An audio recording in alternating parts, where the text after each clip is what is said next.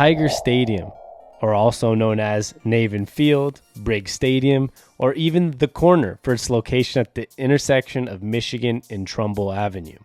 What happened to the former Tiger Stadium? Where is it now? What's happening in that grounds? You're going to find that all out in this video. But first, what makes a good stadium?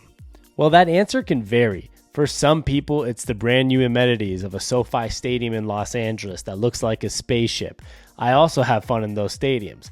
But for some people, it's the history, the age behind the stadium. Somewhere like Wrigley Field, or somewhere like Boston, where you've never seen a change to this stadium ever made before.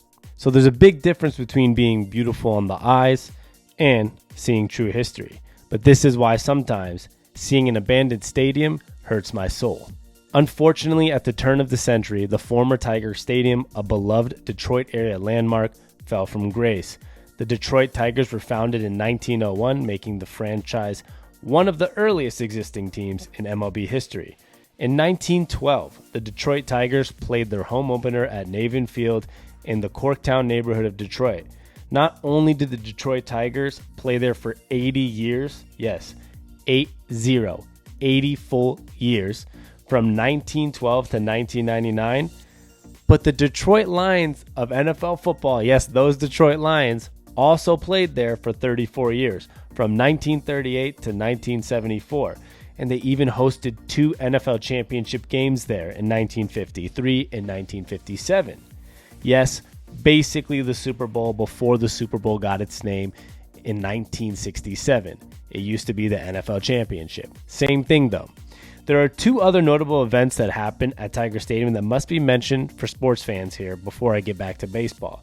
In 1939, boxer Joe Louis defended his world heavyweight title with an 11th round knockout of Bob Pastor. And on October 5th, 1951, the Notre Dame Fighting Irish football team played the University of Detroit at Briggs Stadium in front of 52,000 fans. It was known to be the first ever Notre Dame football game that was played at night, and they beat the living hell, pun intended, out of Detroit, 40-6. Anyways, back to baseball. And the Tigers have a pretty rich history.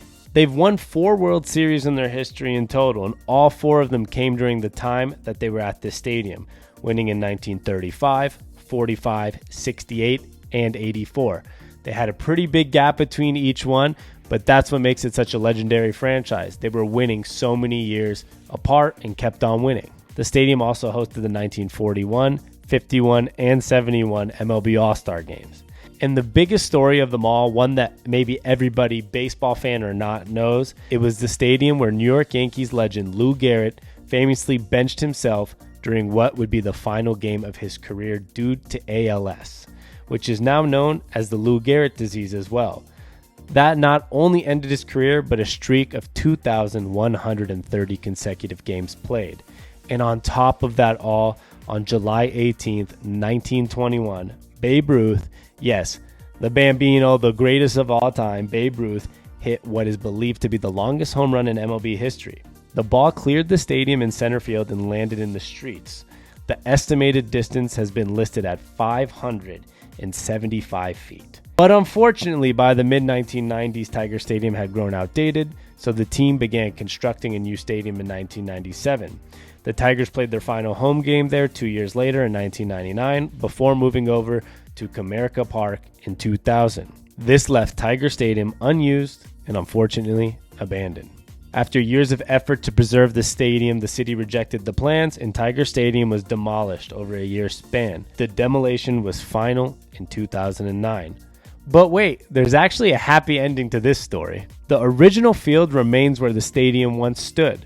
During the summer of 2010, a group calling itself the Navin Field Grounds Crew began maintaining the playing field and hosting vintage baseball, youth baseball, and softball games at the site. This crew kept the dream alive.